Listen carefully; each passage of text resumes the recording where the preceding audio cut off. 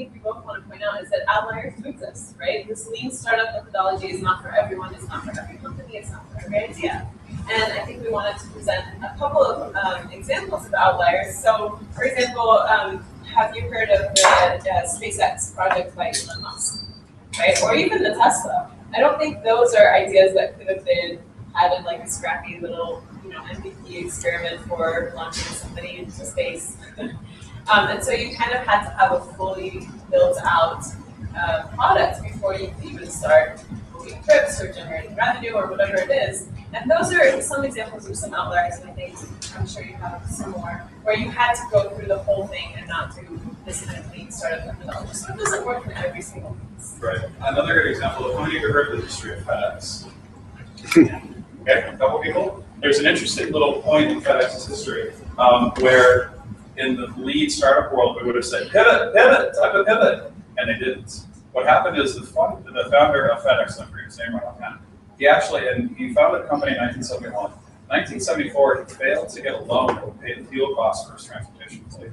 And basically, if he didn't have that money, he was out of business because transportation companies, the people he was leasing or contracting with, guess what? They're not going to do anything if they don't have the money to pay for the fuel.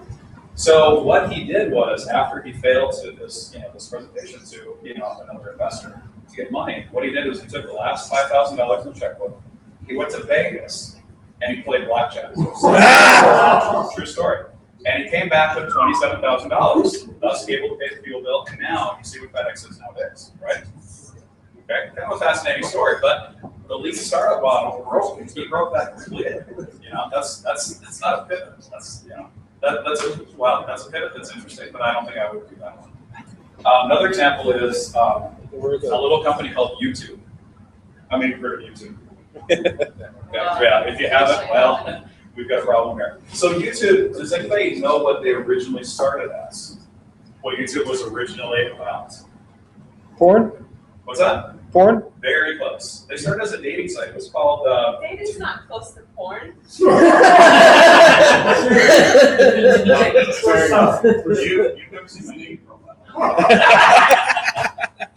I'll just leave it there. So they started out with a site called Tune In Hook Up. That was actually the product that they were offering. And they found that doing a video dating service was a really hard sell. Okay? So they just kept with it for a while, and they weren't getting the adoption. And this isn't so much a pivot story as it is kind of a serendipity story, right? They were having a dinner one night with some friends, and the friend said, they're talking about, one of the guys was talking about, I was at the zoo today, and he was explaining how excited he was to be, seeing elephants and his experience with that. And one of the other guests said, this dating site that you have, you should put up a video like that. That makes you seem like a real person when you talk about that stuff. And they're like, hey. So YouTube pivoted at that point. Tune In Hook Up pivoted at that point into YouTube when they realized that people want to have a place that they can just put up videos about whatever is interesting to them to share with whoever might be interested.